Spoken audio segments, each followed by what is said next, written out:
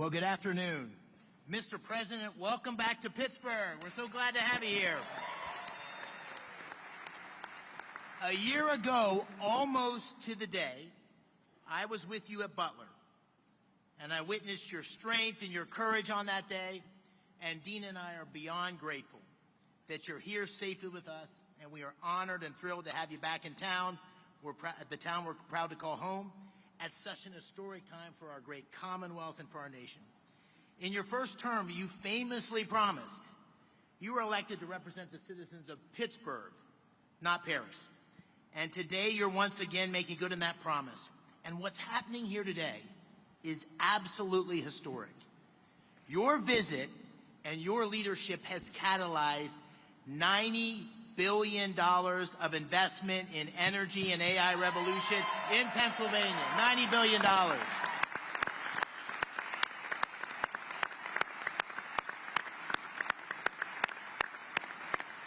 Your presence and those commitments showcase Pennsylvania's story to the world. And today's summit begins to deliver on the promises that you and I made to the working families of Pennsylvania by creating many thousands of new jobs. Mr. President, you and I campaigned on an agenda to make America energy dominant, to secure our nation's AI leadership, to create jobs and opportunity for working families in Pennsylvania and across America. And your policies are working. You're making our country energy dominant once again. You're supporting workers at every level. You've embraced foreign investment and created good-paying jobs right here in the United States of America. And you have been unwavering in your commitment to rebuilding America's industrial capacity and securing long-term AI leadership. Those policies are not only crucial to our economic well-being, to the people here in Pennsylvania, but to our national security. And this agenda has galvanized private capital. It's unleashing a new wave of industrial development and job creation across America and in Pennsylvania.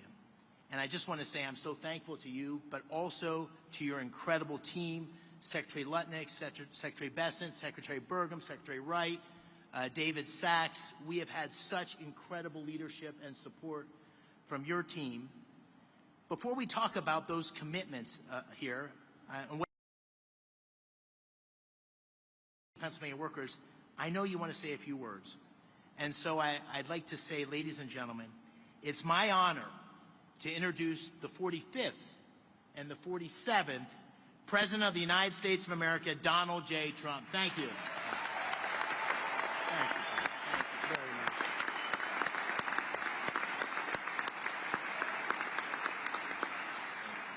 Well, thank you very much, and it's a real honor to be here. And this is a place that warms my heart.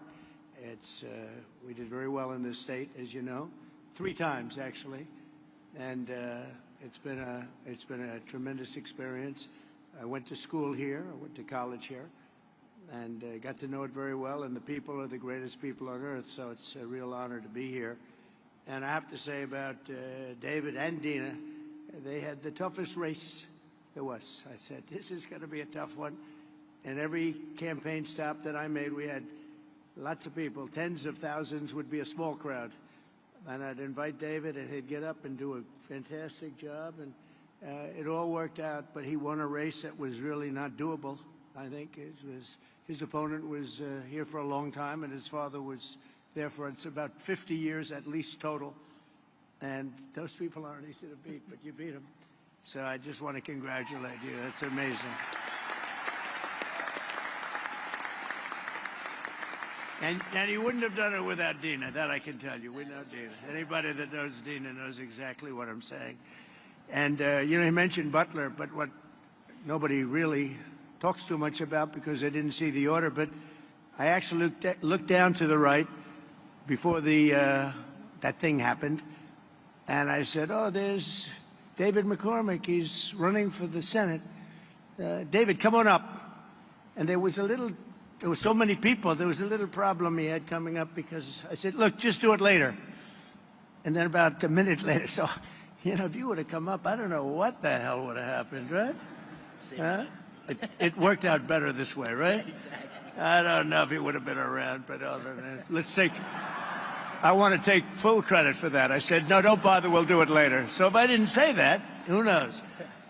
But really great job. Exactly 1 year ago this week, David was at that rally in Pennsylvania. And 12 months later, look at what we have. We have a president. We have really, I mean, if you think about it, we had a country, and I just left the NATO leaders. I left the Middle East, the King of Saudi Arabia, Qatar, as you know, Mir, so great, and UAE. These are three great leaders. And then we just made a deal with NATO where they pay for everything, and we give them the ammunition and the missiles, and we give them whatever they want. We got to get that war stopped. It's so bad. But every leader said, no matter where, they all said the same thing to me, some of them separately, but it's same words, just about.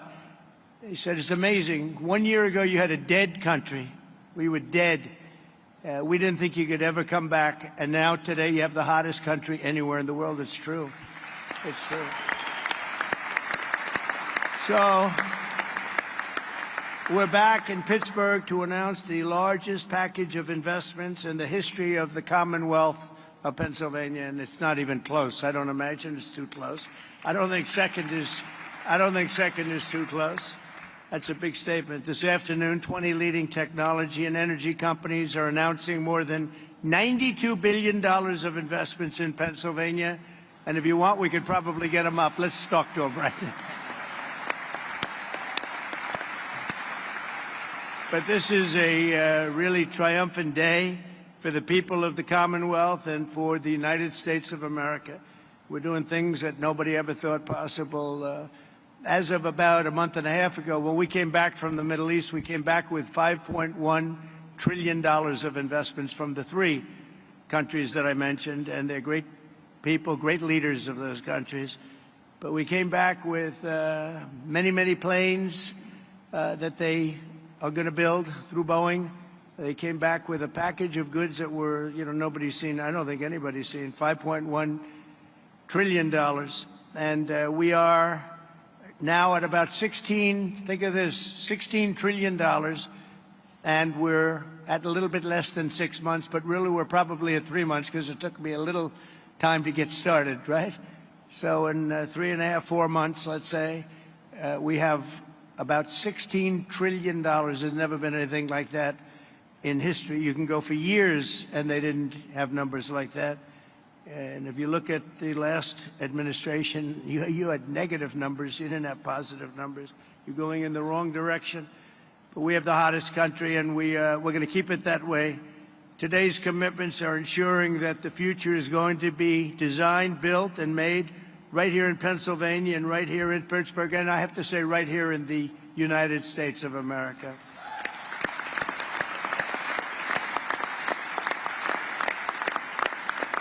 I want to thank, we have some great talent in the administration. I want to thank and say hello to a few people that are with us. Secretaries Scott Bessent, Howard Lutnick, Doug Burgum, Chris Wright. Chris Wright's very friendly with the people up here. Doug, I wanted Doug for energy. I didn't know about Chris. And Doug said, no, I have somebody that's much better than me, right? And Doug never said that in his life. You have to know.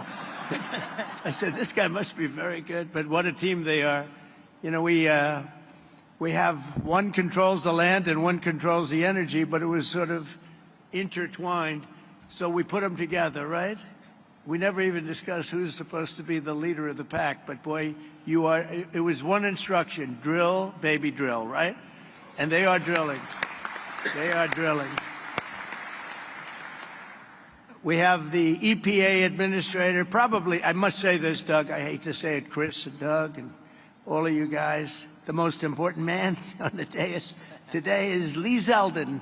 It's called environmental protection because he's going to be the one that gets you a permit. He's going to get you a permit for the largest electric producing plant in the world in about a week, would you say? Now, if you go nuclear, I promised him I'd give him 2 weeks. Okay, nuclear will give him a little more time.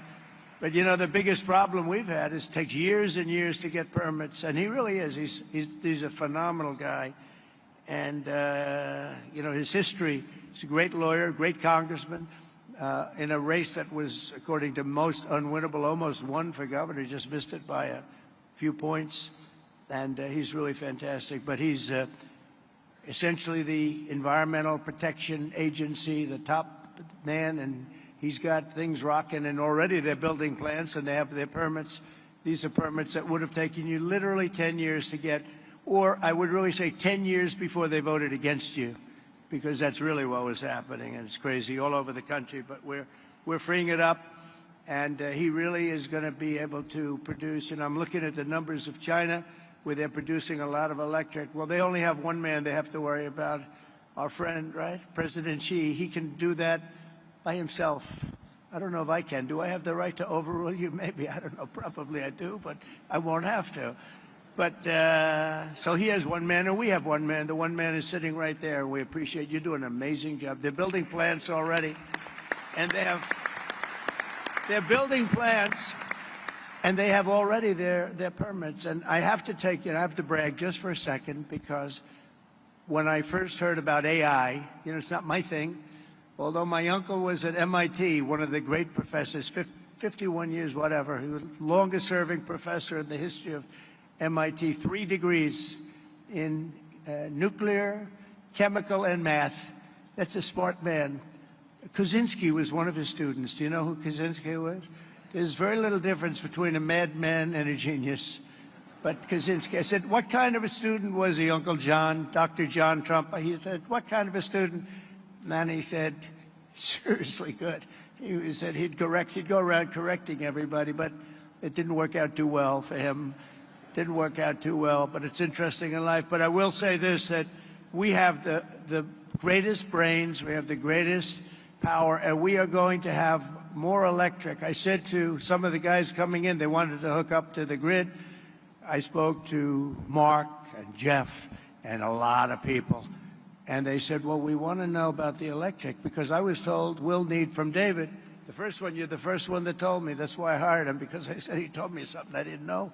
He said, you need double the electric of what we have right now, and maybe even more than that. Remember that? And I said, what, are you kidding? And that's double the electric that we have. Take everything we have and double it. And actually, the number, that was even low. You need more than that. And to do that, you'd have to hook up to an old grid, in many cases broken, and certainly very much open to destruction from bombs and planes and from, frankly, storms. You see what happened, that horrible situation in Texas. And you'd be subject to that. And it's fragile, but it is old, and it can't have the capacity unless you totally rebuild it. That would take decades. And I said, well, why don't we do this? Why don't we, when you build your plant, wherever you may build it, you build your own electric plant. And nobody took it seriously. They sort of looked like, I can't really take that seriously, because they didn't believe it was happening. So the smartest people, some of them on stage right now, were saying, huh. And then they'd say, well, how do we hook up to the grid? We want to hook up to... They didn't believe what I was saying. And I said, no, I'm really serious. I'm going to let you build, right, Lee? I'm going to let you build with your plant. You're going to build, we'll make you like a public utility. You're going to build your own Con Edison in New York. You're going to build your own electric factory, and you're going to make your own electricity.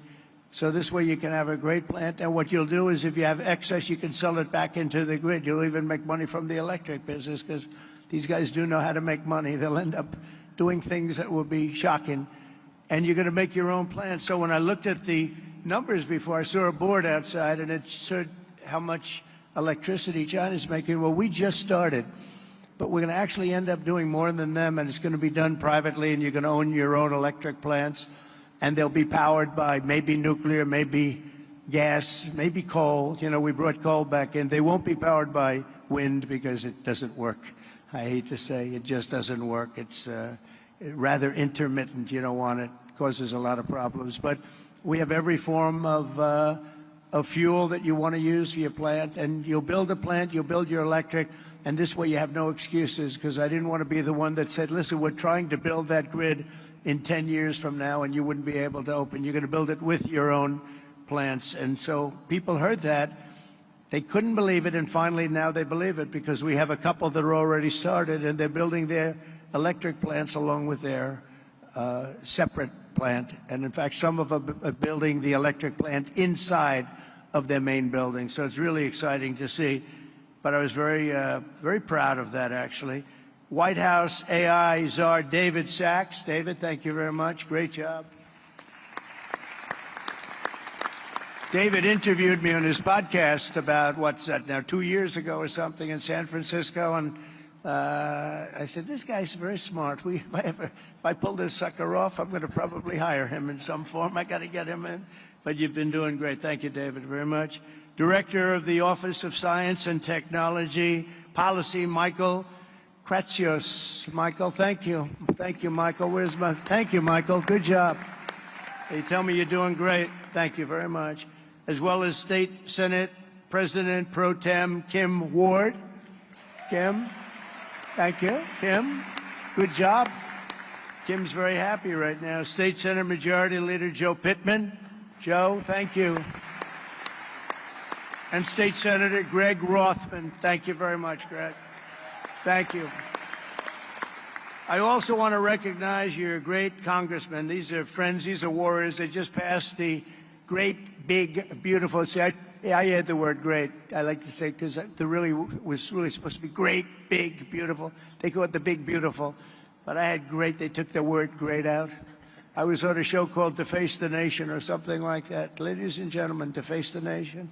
And I said, I want a great, big, beautiful bill. And they named it that.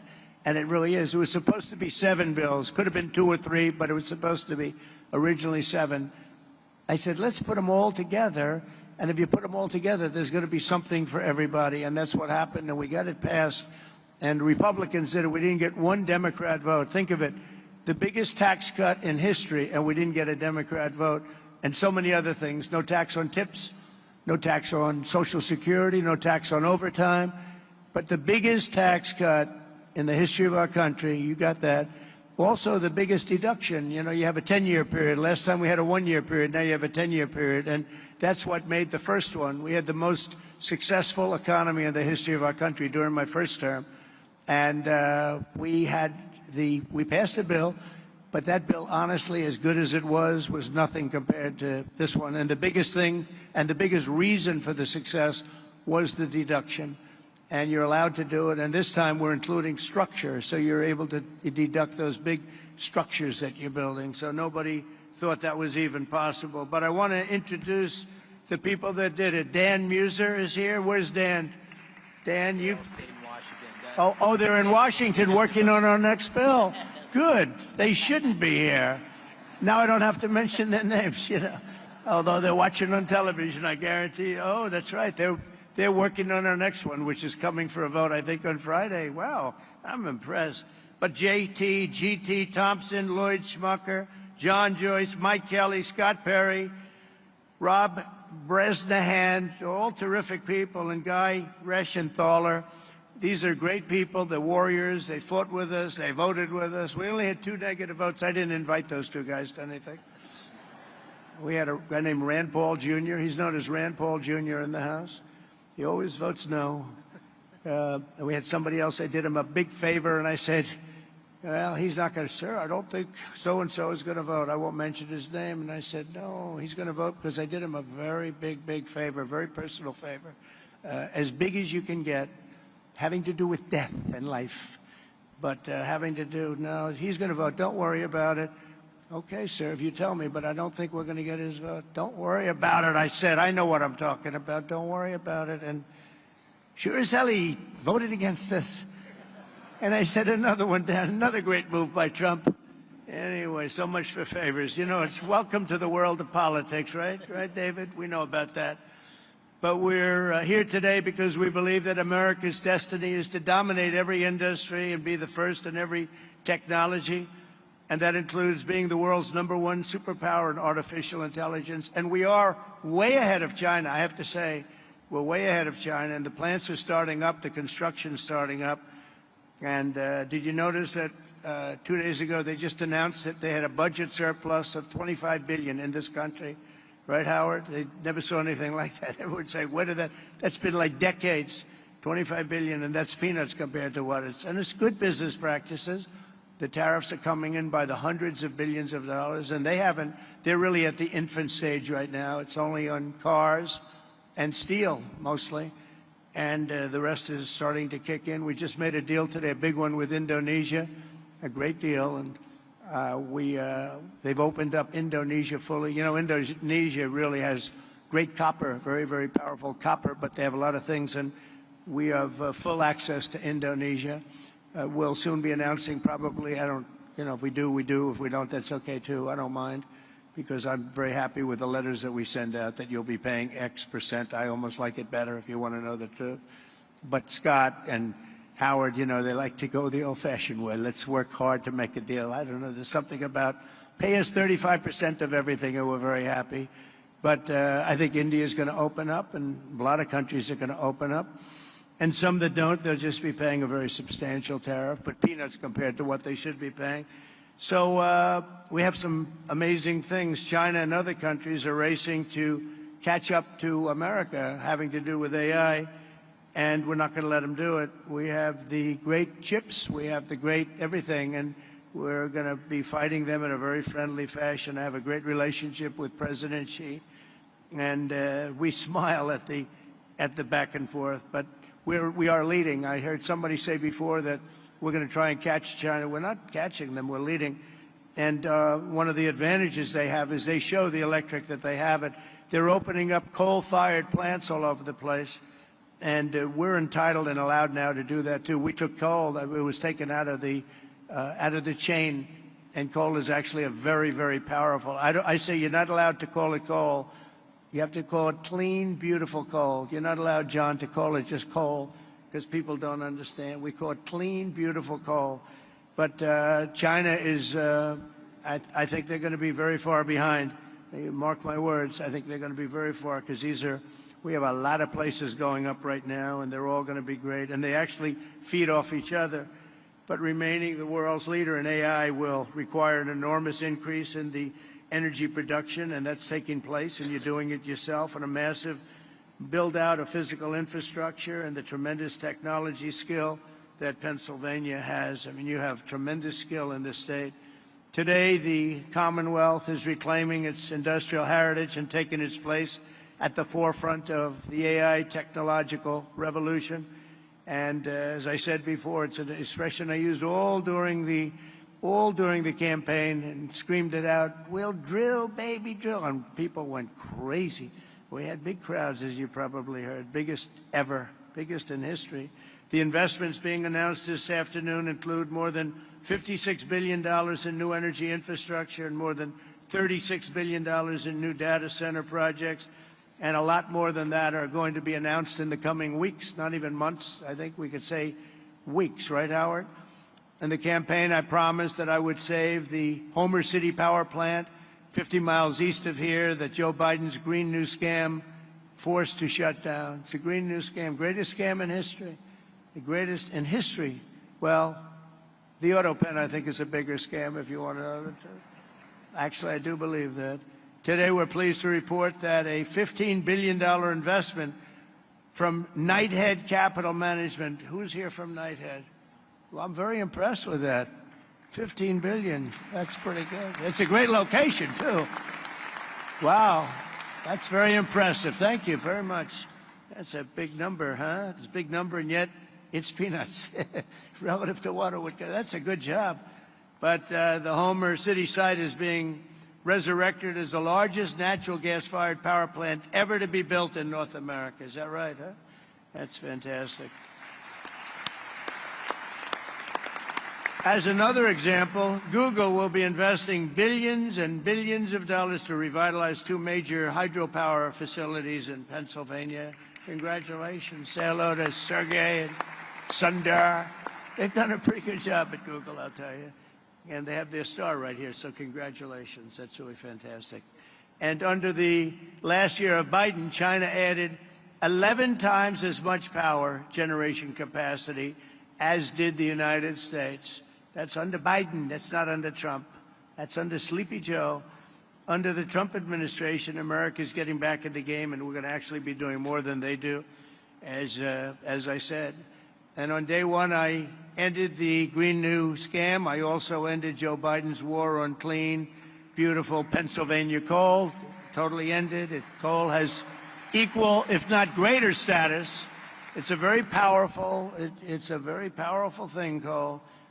China, it's sort of interesting. China makes windmills, but how many wind farms do you see in China? I haven't seen any lately.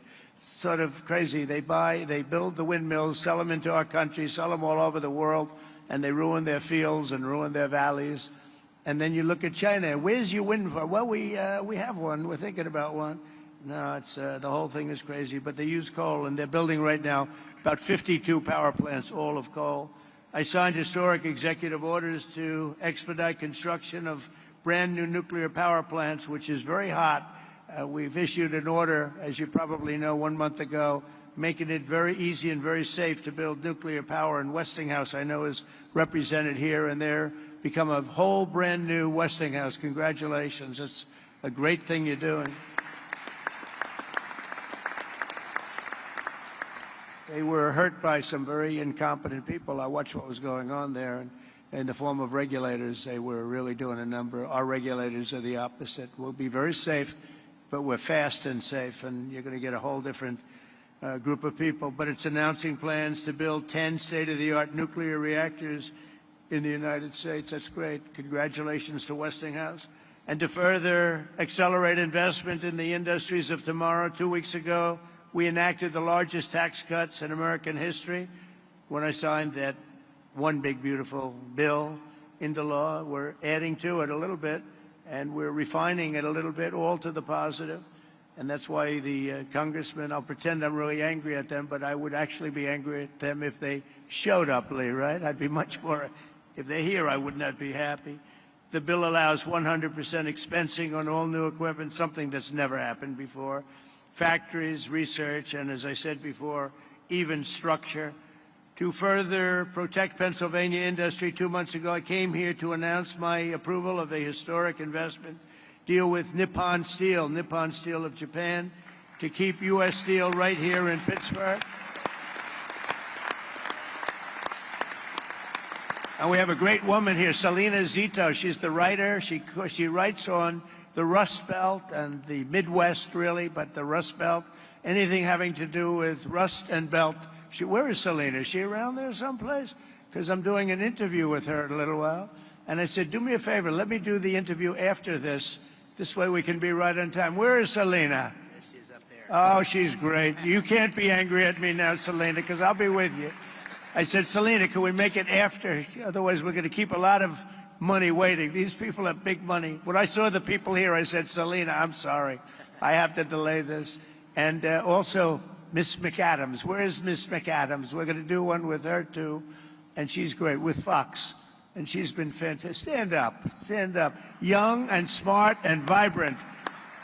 She's been you've done a great job. So I'll see you in a couple of minutes. All right. That's great. We can't keep this kind of money waiting. These are truly the biggest investors in the world, including my friend John on my left.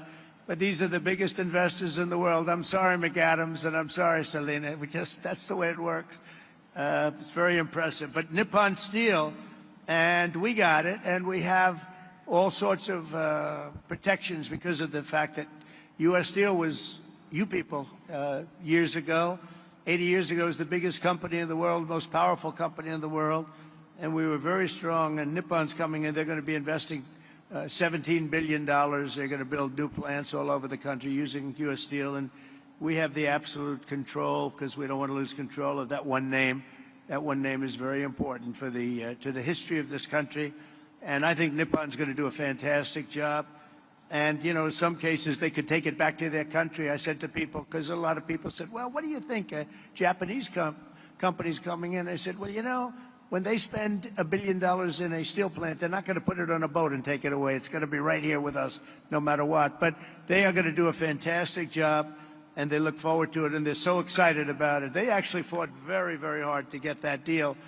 And I think when you look at the countless jobs at the Mon Valley Works in western Pennsylvania, we have something that's going to be really incredible. And we did keep a golden share. You know who has the golden share? I do.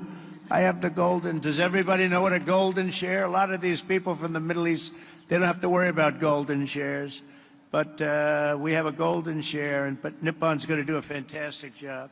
With that historic announcement and the new commitments being made today, we're building a future where American workers will forge the steel, produce the energy, build the factories, and really run a country like, I believe, like this country has never been run before. I think we have a true golden age for America. We've been showing it, and it truly is the hottest country anywhere in the world. And I'm honored to be in Pennsylvania, and I'm honored to be in Pittsburgh, and you're going to see some real action here, so get ready. Lots of jobs, lots of success. Really a beautiful thing is, it's going to be beautiful to behold. So enjoy yourselves, and I look forward to hearing some of your geniuses speak. If that's okay, I'll stay around, all right? Thank you. Okay, thank you. Thank you. Thank you, Mr. President. Thank you so much. Again, thank you for being here. And you coming has allowed us to have this incredible summit. It won't surprise you, this summit was Dina's idea. But what it's allowed us to do is catalyze the investment. It's allowed us to get a lot of attention on Pennsylvania's story, and it's allowed us to deliver on the promises you and I talked about, which is jobs for working families, really create opportunity here in Pennsylvania. So it's the manifestation of your agenda. And we're going to talk today about those $90 billion of investment. You'll hear from Blackstone and QTS, CoreWeave, and others. They pledged $36 billion to build data centers. You also hear from companies that invested tens of billions in generating the power needed to run those data centers. We have great investments in natural gas production and pipelines, but also in nuclear. Brookfield's repowering of 2 hydro facilities with Google that you mentioned. The great Pittsburgh company Westinghouse will tell you how they're going to deliver on your call to strengthen America's nuclear power industrial base by placing 10 reactors under construction by 2030. And Constellation, which is here, Joe Dominguez, is upgrading Limerick Clean Energy Center to bring an additional 340 megawatts online. First Energy and Pennsylvania's PPL have collectively pledged $20 billion to build and operate the grid infrastructure required to support a data center renaissance right here in Pennsylvania, and to ensure that ratepayers don't foot the bill. And finally, you got technology companies like Google that are investing in bringing the benefits of AI to Main Street, and their AI Works for Pennsylvania initiative, which will offer AI training for 1 million small businesses. The great thing about today is these are not empty promises. These are tangible, real commitments, and they're only the beginning. The distinguished leaders you have around the table here, from Larry Fink to Darren Woods, from Toby Rice to Bruce Flatt, to great global investors like my good friends Chow Kit from Singapore, Haldun Al-Mubarak from the United Arab Emirates. They've traveled long distances to witness firsthand this historic moment and to see firsthand what's happening in Pennsylvania. And these investments are a testament to Pennsylvania's unique resources. Unbelievable natural gas reserves, abundant fresh water, a massive installed base of nuclear power, incredible tech universities like CMU, our host today, thank you, Farnham, amazing skilled trade engineers represented by Pennsylvania's own Rob Baer and Brandon Bishop here of the National Building Trades. But none of this would have happened. None of this would have happened without your unwavering commitment to unleashing American energy dominance and standing up for workers in Pennsylvania and across the nation. They're going to see those workers' tangible job opportunities here today. These projects will create tens of thousands of construction jobs and thousands of well-paying direct and indirect jobs supporting these projects, supporting these industries. It's going to make a big difference in Pennsylvania communities. So, Mr. President, this is the beginning of an economic renaissance for Pennsylvania and a huge step forward. And I want to thank you for making it possible and for being here in the Steel City. So let me give you one more hand. Thank you.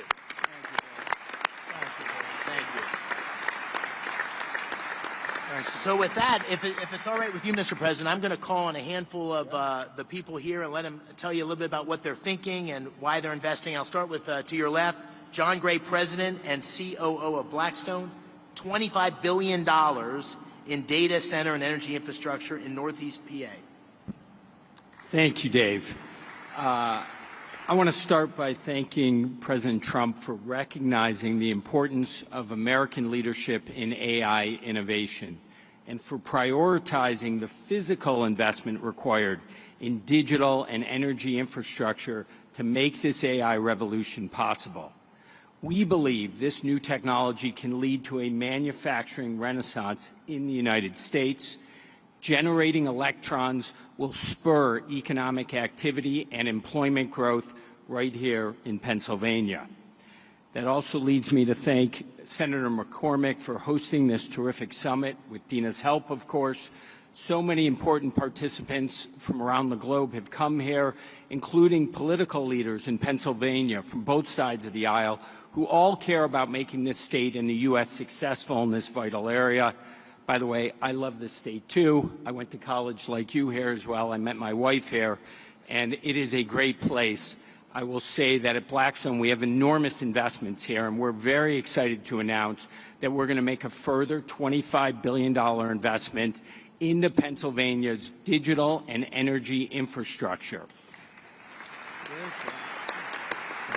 Thank you, Mr. President. Great.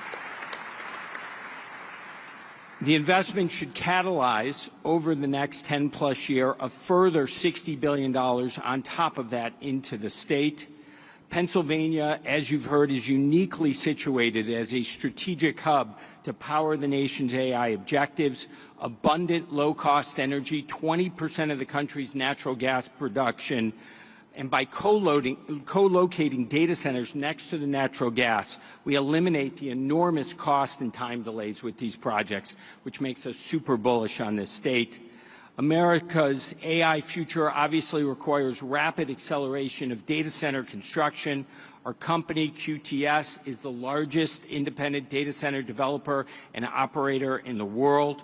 QTS has secured multiple land sites throughout the northeast of Pennsylvania. We're very excited about that. The co-CEO tag is over there. We're also excited to announce today a JV with Pennsylvania utility PPL to invest in new natural gas generation facilities. These will ensure grid reliability and power Pennsylvania's digital infrastructure, as well as homes and businesses across the Commonwealth. Net here, this continues our long-term partnership at Blackstone with Pennsylvania. We believe 6,000 plus jobs will be created or supported annually over the 10-year construction timeline. Over 3,000 permanent jobs will be created or supported by QTS and its customers. We have long-standing relationships with labor. We plan to continue those here in Pennsylvania, and we intend to commence construction on these projects by year-end 2028. Thank you for having us today, Senator McCormick. Thank you, President Trump, for your leadership. We are honored and excited to be investing in the future of Pennsylvania and the United States. All right. Thank you, John. That's great. And I'm going to keep us moving because there's so many people here I want to call on. Brian Tierney, CEO of First Energy, a $9.3 billion investment across PA to expand power distribution and strengthen grid infrastructure. Brian. Thank you, Senator McCormick, and thank you, President Trump, for your leadership, particularly on energy security and what it means to our economy. Thank you. At First Energy Pennsylvania, we have 6,000 contractors and employees who are thrilled to serve 2 million customers in the state. We are planning $15 billion of investment between now and the end of your term in the distribution grid and the transmission grid to enable things like artificial intelligence development, shale gas development, and any other form of economic and technological development that there is. We have partnered with the unions, the IBEW and the UWUA. We have a journeyman lineman hiring program, and we have an apprenticeship program that will create not just jobs, but long-term good-paying careers for the people of the Commonwealth.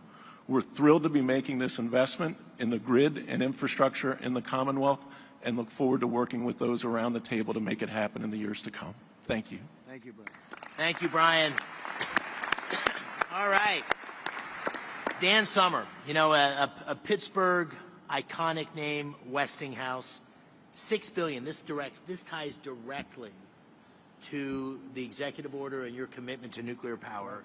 $6 billion investment to deliver 10 new large nuclear reactors by 2030, consistent with your executive order. And we're so excited about it here. Dan, take it away. Senator McCormick, thank you. President Trump, you've led on nuclear energy in this country, and you've reinvigorated our industry with the vision that you've set forth in your executive orders. Our industry is reinvigorated. We're ready to mobilize. Westinghouse today is the world's leader in nuclear technology. Over 50% of the reactors that operate in the world use Westinghouse technology, and today, we as a company service over 60% of the world's operating nuclear fleet right here from our headquarters in the Pittsburgh region, actually Butler County, as well as sites around the country and around the world. What we're happy to share today is we've taken the call to action under your executive order to partner with companies across our industry to mobilize a plan to deliver 10 AP1000 reactors in the U.S. with construction to begin by 2030. This is not only critical to achieve your goals with respect to energy dominance and winning the AI race, but it's a driver of massive economic benefit across our country. When we deploy a fleet aligned to your vision, we'll drive $75 billion of economic value across the United States, with $6 billion of value here in Pennsylvania. It's also a jobs machine. Implementing your vision will create or sustain over 55,000 jobs across the country and over 15,000 jobs here in the Commonwealth alone. And these are great jobs across manufacturing, engineering, and construction. And beyond that, we're happy to announce today a strategic collaboration with Google to leverage Google's expertise in AI and AI solutions, along with Westinghouse's AI technology and 75 years of OEM nuclear engineering and construction data to build an AI machine that helps us rethink how to do nuclear construction in this country and honor your commitment and your expectations for us to, when we deliver nuclear, we'll do it on budget and on cost. Mr. President, thank you for your leadership. Thank you for your vision. Westinghouse and our industry are ready to deliver. Thank you. Thanks, Dan.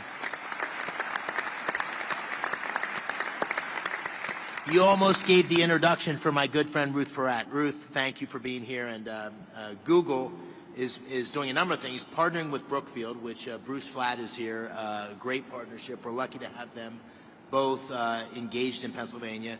Bruce is also the majority owner of Westinghouse. Brookfield's the majority owner of Westinghouse, and also an incredible effort to train 1 million small businesses in AI. So Ruth, please tell us what you're doing in Pennsylvania, and thank you. Thank you, Mr. President.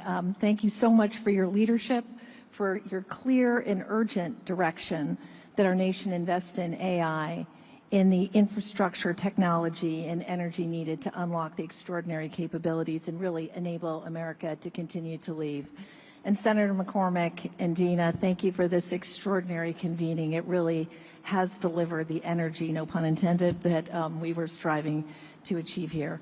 On behalf of Google, I'm very pleased to be here in Pittsburgh to announce that Google is investing more than $25 billion in data centers and AI infrastructure across the states in this critical PJM region over the next 2 years. And to support the investment, we're investing in 3 additional ways and focused on them. First, Mr. President, to support your mandate for energy abundance, we're investing in hydro, as you referenced. It is a $3 billion, 20-year agreement with Brookfield Energy to modernize 2 hydropower facilities in Lancaster County. Second, we've already heard about the importance of the grid. The Department of Energy has estimated that there is up to 100 gigawatts of additional capacity in America's grid infrastructure if we collectively work to unlock it. So at Google, 2 things. We're applying advanced technology to ensure that we're most efficiently using power from the grid, and we're also working on ways that AI can help to identify and deploy capacity more efficiently. I think what's really exciting also is we're focused on jobs. There are 2 parts of the focus on jobs. One is really training to support the jobs to modernize the grid. There is an acute need for electrical workers in this country. It's estimated in the 100,000 plus. Last month, Google made a grant to the Electrical Training Alliance to equip more than 100,000 electrical workers with the skills that they need and train 30,000 new apprentices by 2030. Today, we are expanding that grant to increase the projected pipeline of new electricians in Pennsylvania by 64%. Third, we think it is critical, as Senator McCormick said, to build a fair America, an America where everyone has the opportunity for jobs of the future. And to ensure that we can do that, today, starting in Pennsylvania, we're really proud to announce AI Works for America. And through partnerships with leading employers, universities, skilled trades, and manufacturers, we're going to help train American workers and students by teaching them essential AI skills.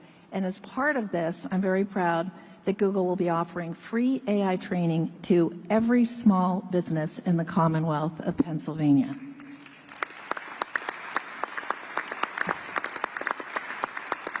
One final comment. We are proud that Pittsburgh is our home. It's been our home since 2006. Our first office was actually right here at Carnegie Mellon, and continuing the trend of this line right here, I also went to school in Pennsylvania, and we're very proud of it. So thank you again. Thank you for being here, and thank you for all your catalyzing. Thanks, Ruth. That's what we like to hear. I want to call on just briefly Mike Intrator. Mike, I want to take note of this for all you CEOs. Mike is the CEO of CoreWeave, which made a big announcement today, $6 billion investment in Pennsylvania, and his stock went way up. So all you CEOs, just take notice. Investing in Pennsylvania is good for your stock price. Mike, please tell us about this project. It's very exciting. Thank you very much, Mr. President, Senator McCormick. And yes, you're correct. The market responded well to our announcement of investing $6 billion into a Lancaster, Pennsylvania data center. It's a data center that we will be able to host some of the most advanced, state-of-the-art computing infrastructure that the country needs in order to maintain its position as the leader in artificial intelligence. The data center will drive 600 jobs for across the trades as we construct the site, and then another 175 jobs of permanent employment. We're extremely excited about the role that this data center is going to play in our plans to be able to support not just the Commonwealth of Pennsylvania, but the broader Mid-Atlantic region for us. And you know, your support has been incredible across the energy space that's required to deliver clean, reliable power, as well as your support for artificial intelligence at large. Thank you very much. We appreciate your support. Thank you, Mike. Mr. President, what you hear over and over again are these incredible job creation, but we need workers to be able to fulfill these jobs. And I see my friend Barry in the audience, and we've talked a lot about the need for construction workers. There he is. There's Barry. We have Brandon Bishop with us today from the National Building Trades. And, you know, I was with a bunch of guys from the building trades a couple weeks ago, and they were saying, you know, we don't want to do the apprenticeship program until we're sure about the work. And I said, double, triple, quadruple the programs, right? We got to have skilled workers who can meet the needs. We got a tsunami of opportunity coming for Pennsylvania. And so maybe you could take a minute, Brandon, on that. Thank you for being here. Thank you, Senator McCormick. Mr. President, it's an honor to be here today representing North America's building trades unions and our 3 million members, especially the thousands of highly skilled workers across Pennsylvania who are ready to deliver on all of the historic investments being announced here today. All the projects discussed here today aren't just about energy and innovation, they're about job creation. And all of us in the building trades stand ready to deliver. If you want the highest quality, most productive, long-term labor certainty, partner with us from day one. Don't just build with us, stay with us and maintain it for decades. And when you partner with the building trades, you get results. Productivity is 14% higher, projects cost 4% less on average, they're 40% less likely to face labor shortages, and labor turnover is cut by 2/3. We are the solution to the workforce challenge. Our members are sourced and trained through the largest private workforce development system in the country. Over 16,000 world-class training centers, including many right here in the Commonwealth of Pennsylvania. These centers train hundreds of thousands of men and women through our gold standard registered apprenticeship programs. No taxpayer dollars required.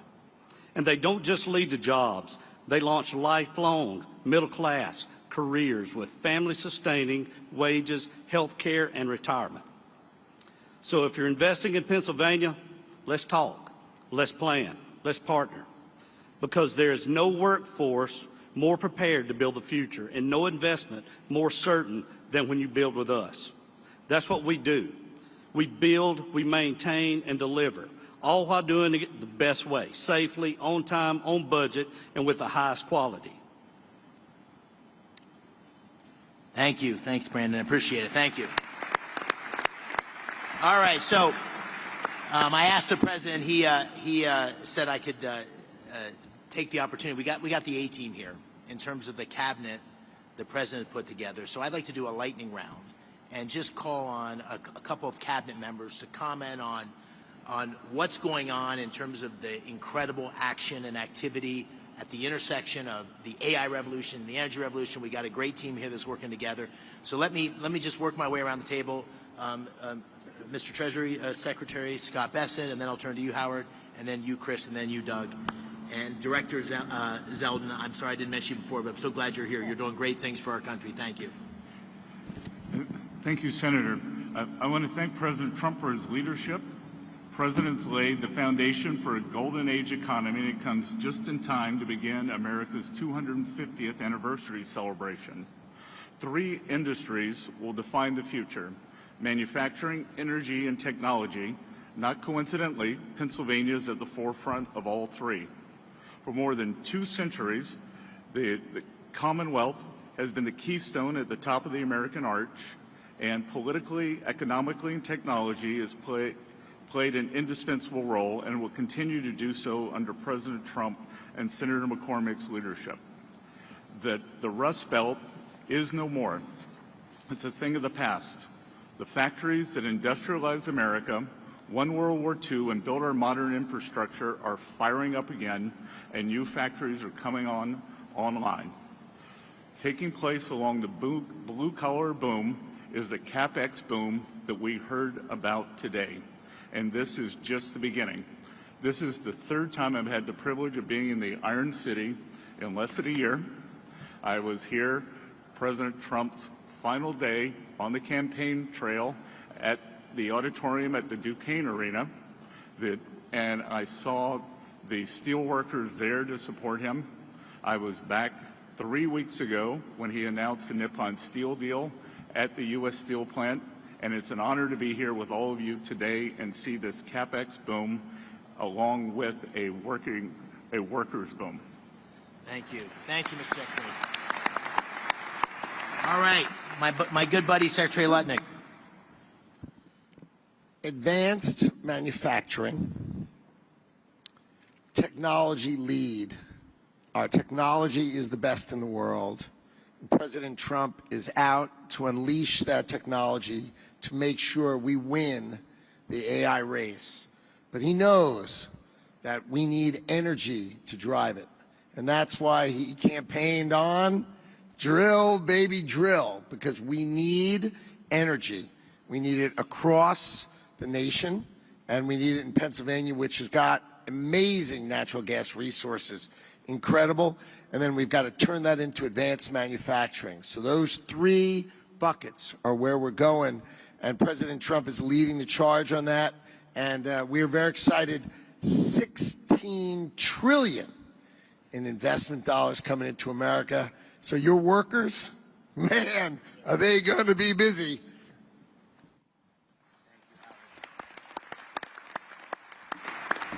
Secretary Wright, let me turn to you, and then Secretary Burgum. Yes, thank you, Senator McCormick, and thank you, President Trump. We are all here, and we're talking about $90 billion investment in this state because of a dramatic pivot in the leadership of our country. President Trump, an East Coast real estate developer, understands in his gut energy more than anyone I've met. He knows energy is the infrastructure for everything we do. If you get energy wrong, nothing else matters. If you get energy right, the possibilities are just immense. And Pennsylvania, the oil and gas industry, global oil and gas industry, started a few dozen miles from here in Titusville, Pennsylvania. The shale gas revolution may have started in Texas, but it really flourished and hit its peak right here in Pennsylvania. Pennsylvania today exports more energy